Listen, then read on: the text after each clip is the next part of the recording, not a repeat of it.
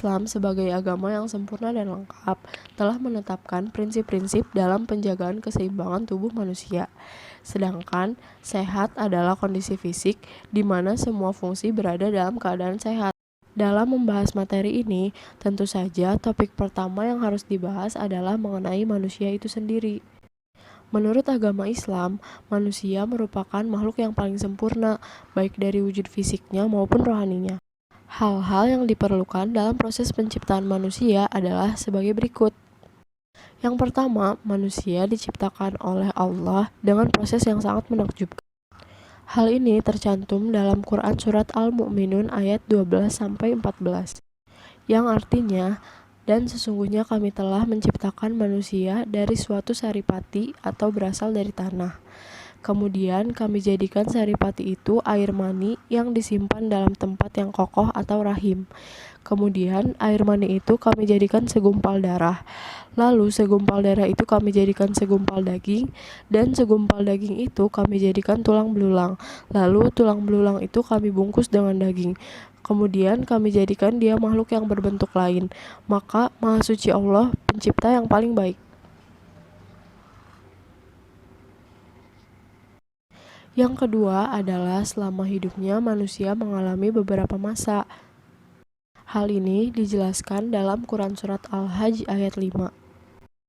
Yang artinya, hai manusia, jika kamu dalam keraguan tentang kebangkitan dari kubur, maka ketahuilah, sesungguhnya kami telah menciptakan kamu dari tanah, kemudian dari setetes mani, kemudian dari segumpal darah, kemudian dari segumpal daging yang sempurna kejadiannya dan yang tidak sempurna, agar kami jelaskan kepada kamu dan kami tetapkan dalam rahim apa yang kami kehendaki sampai waktu yang sudah ditentukan.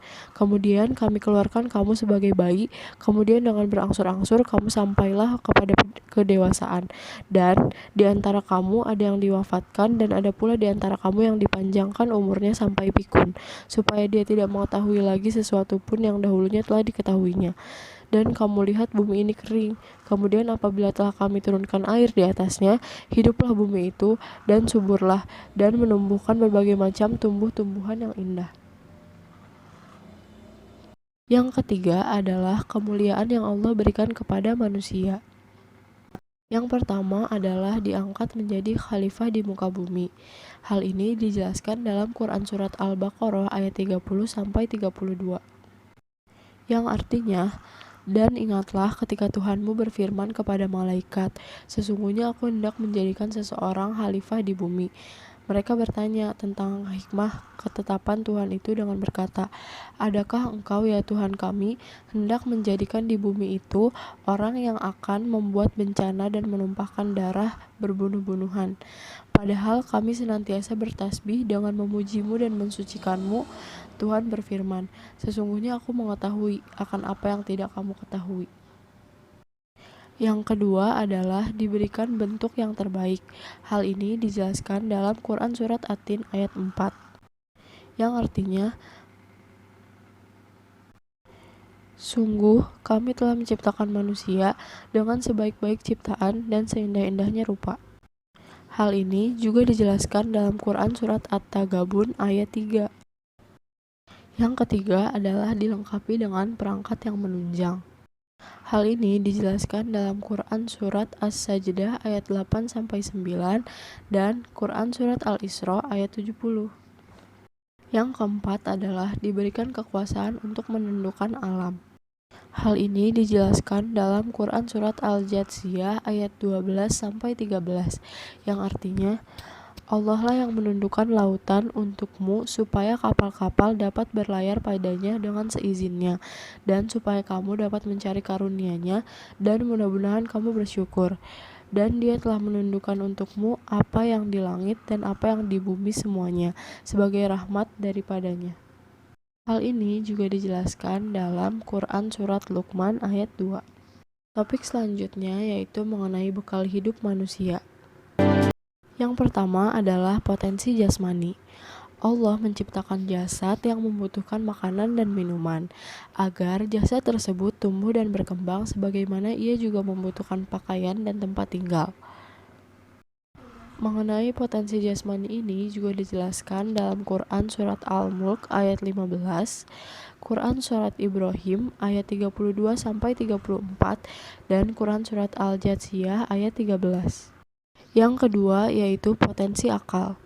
Allah menciptakan akal yang membutuhkan ilmu pengetahuan dan teknologi agar manusia dapat memahami atau memenuhi kebutuhan hidupnya dan melaksanakan tugas dan kewajibannya berupa memakmurkan bumi sebagai khalifah. Hal ini dijelaskan dalam Quran Surat Al-Baqarah ayat 31, Quran Surat An-Naml ayat 78, Quran Surat Al-Isra ayat 12, dan Quran Surat Al-Alaq ayat 1-5. Yang ketiga yaitu potensi ruh. Allah menciptakan manusia yang membutuhkan petunjuk dan hidayah agar kehidupan manusia menjadi lurus di dunia dan akhirat. Hal ini dijelaskan dalam Quran Surat An-Nahl ayat 36. Topik selanjutnya yaitu penyakit manusia menurut Al-Quran. Nah, penyakit manusia menurut Al-Quran ini dibagi menjadi dua. Yang pertama adalah penyakit hati dan yang kedua adalah penyakit jasmani. Penyakit jasmani adalah penyakit yang merusak dan menimbulkan sakit pada badan. Allah Subhanahu wa Ta'ala memberikan penjelasan tentang penyakit jasmani dalam Al-Quran, yaitu disebutkan dalam Quran Surat An-Nur ayat 61 yang artinya tidak ada halangan bagi orang buta, tidak pula bagi orang pincang, tidak pula bagi orang sakit. Allah menyebutkan penyakit jasmani dalam pembahasan mengenai haji, puasa, dan berwudu. Tentunya karena suatu rahasia tersembunyi yang amat menakjubkan yang menjelaskan kepada kita keagungan Al-Quran. Selanjutnya adalah penyakit rohani. Penyakit rohani dapat berbentuk seperti keraguan, kejahilan, kemunafikan, kedengkian, kesombongan, dan sebagainya. Penyakit rohani atau penyakit hati ini dibagi lagi menjadi dua jenis. Yang pertama adalah penyakit syubhat. Syubhat artinya samar, kabur, dan tidak jelas. Penyakit syubhat yang menimpa hati seseorang akan merusak ilmu dan keyakinannya. Mengenai penyakit syubhat ini dijelaskan dalam Al-Quran, yaitu yang pertama dalam Quran Surat Al-Baqarah ayat 10 yang artinya dalam hati mereka ada penyakit, lalu ditambah Allah penyakitnya. Yang kedua yaitu dalam Quran Surat Al-Mudaththir ayat 31 yang artinya supaya orang-orang yang di dalam hatinya ada penyakit dan orang-orang kafir mengatakan apakah yang dikehendaki Allah dengan bilangan ini sebagai perumpamaan. Yang kedua adalah penyakit syahwat. Syahwat artinya selera, nafsu, keinginan, atau kecintaan. Sedangkan fitnah syahwat atau penyakit mengikuti syahwat adalah mengikuti apa-apa yang disenangi oleh hati atau nafsu yang keluar dari batasan syariat. Adapun penyakit syahwat disebutkan dalam Al-Quran, Quran Surat Al-Ahzab ayat 32 yang artinya, hai istri-istri Nabi, kamu sekalian tidaklah seperti wanita yang lain jika kamu bertakwa. Maka janganlah kamu tunduk dalam berbicara sehingga berkeinginanlah orang yang ada penyakit dalam hatinya. Topik selanjutnya yaitu obat segala penyakit. Yang pertama yaitu doa. Doa adalah obat. Yang kedua, doa akan memerangi, mengobati, mencegah, menghilangkan, atau mengurangi bencana yang menimpa. Yang ketiga yaitu doa adalah senjata orang yang beriman.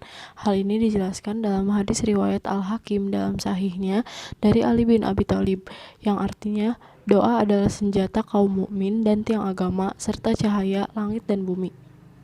Yang keempat yaitu berdasarkan hadis riwayat Tirmizi yang artinya tidak ada yang dapat menolak takdir atau ketentuan Allah Ta'ala selain doa dan tidak ada yang dapat menambah atau memperpanjang umur seseorang selain perbuatan baik. Selanjutnya adalah Al-Quran adalah obat segala penyakit. Mengenai hal ini dijelaskan dalam Quran Surat Al-Isra ayat 82 yang artinya dan kami turunkan dari Al-Quran sesuatu yang menjadi penyembuh dan rahmat bagi orang-orang yang beriman. Selain itu, hal ini juga dijelaskan dalam Quran Surat Fussilat ayat 44 yang artinya katakanlah Al-Quran itu adalah petunjuk dan penyembuh bagi orang-orang yang beriman. Selanjutnya yaitu mengenai anjuran berobat jika sakit. Hal ini yang pertama dijelaskan dalam hadis riwayat Ahmad dan Ashabus Sunan. Hal ini juga dijelaskan dalam hadis riwayat Nasa'i dan Ibnu Majah. Terakhir mengenai hal ini juga dijelaskan dalam hadis riwayat Muslim. Selanjutnya yaitu hukum berobat. Asy-Syaikh Muhammad bin Shalih Al-Utsaimin rahimahullahu memiliki metode yang cukup baik dalam mempertemukan beberapa pendapat di atas. Beliau merinci hukum berobat menjadi beberapa keadaan sebagai berikut. Yang pertama, yaitu bila diketahui atau diduga kuat bahwa berobat sangat bermanfaat dan meninggalkannya akan berakibat kebinasaan, maka hukumnya wajib. Yang kedua, bila diduga kuat bahwa berobat sangat bermanfaat, namun meninggalkannya tidak berakibat kebinasaan yang pasti, maka melakukannya lebih utama. Yang ketiga, bila dengan berobat diperkirakan kadar kemungkinan antara kesembuhan dan kebinasaannya sama, maka meninggalkannya lebih utama agar dia tidak melemparkan dirinya dalam kehancuran tanpa disadari. Selanjutnya, hukum berobat dengan barang yang haram. Selanjutnya, hukum berobat dengan barang yang haram.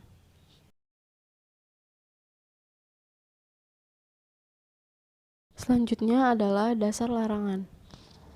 Yang pertama adalah hadis yang diriwayatkan oleh Muslim, Abu Daud, Tirmizi, dan Wa'il bin Hajar al-Hadrami bahwa Tariq bin Suwaid menanyakan kepada Nabi SAW tentang tuak yang dijadikannya obat. Maka sabda Nabi SAW yaitu, itu bukanlah obat tetapi penyakit. Yang kedua, hadis yang diriwayatkan oleh Baihaqi dari Ummu Salamah dan dinyatakan sah oleh Ibnu Hibban bahwa Nabi SAW bersabda yang artinya, sesungguhnya Allah tiada menjadikan obat dari barang yang diharamkan atasmu. Hadis ini juga disebutkan oleh Bukhari dan Ibnu Mas'ud. Yang ketiga adalah hadis yang diriwayatkan dari Abu Daud dari Abu Darda bahwa Nabi SAW bersabda yang artinya, sesungguhnya Allah menurunkan penyakit dan obat, serta menjadikan bagi setiap penyakit itu obatnya. Dari itu berobatlah kamu, tetapi jangan berobat dengan yang haram. Yang keempat yaitu hadis yang diriwayatkan pula oleh Ahmad, Muslim, Tirmizi dan Ibnu Majah dari Abu Hurairah radhiyallahu anhu yang katanya Rasulullah telah melarang memakai obat yang keji, yaitu racun. Selanjutnya yaitu bahan-bahan yang dilarang. Yang pertama yaitu bahan atau hewan yang diharamkan secara syariat untuk dimakan, contohnya najis, tuak, ataupun alkohol. Yang kedua adalah bahan yang dilarang secara khusus, contohnya besi panas dan racun. Hal ini didasarkan pada hadis riwayat Bukhari nomor 5702 dan Muslim nomor 2205. Selanjutnya yaitu pengobatan dengan ruqyah dan doa-doa. Disyariatkan pengobatan dengan mantra dan doa-doa jika mengandung zikir kepada Allah dan diucapkan dengan bahasa Arab yang dapat dimengerti, karena kata-kata yang tidak dapat dimengerti tidak dapat dijamin akan bebas dari unsur-unsur kemusyrikan. Dijelaskan dalam hadis yang diriwayatkan oleh Muslim dan Abu Daud yang artinya, di masa jahiliyah kami melakukan pengobatan dengan mantra-mantra. Lalu kami tanyakan, ya Rasulullah, bagaimana pendapat Anda dalam hal ini? Ujar Nabi SAW, coba bawa kepadaku mantra tuan-tuan itu. Tidak apa mantra jika tidak mengandung kemusyrikan. Selanjutnya adalah pengobatan Islam.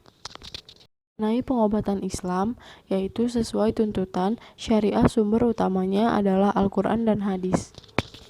Yang kedua, dapat berupa pengobatan dengan ruqyah dan bahan-bahan yang tersedia di alam atau kombinasi dari keduanya. Yang ketiga, yaitu tidak menggunakan bahan-bahan yang dilarang atau diharamkan. Yang keempat, yaitu dengan menggunakan cara pengobatan Nabi. Yang terakhir adalah bahan-bahan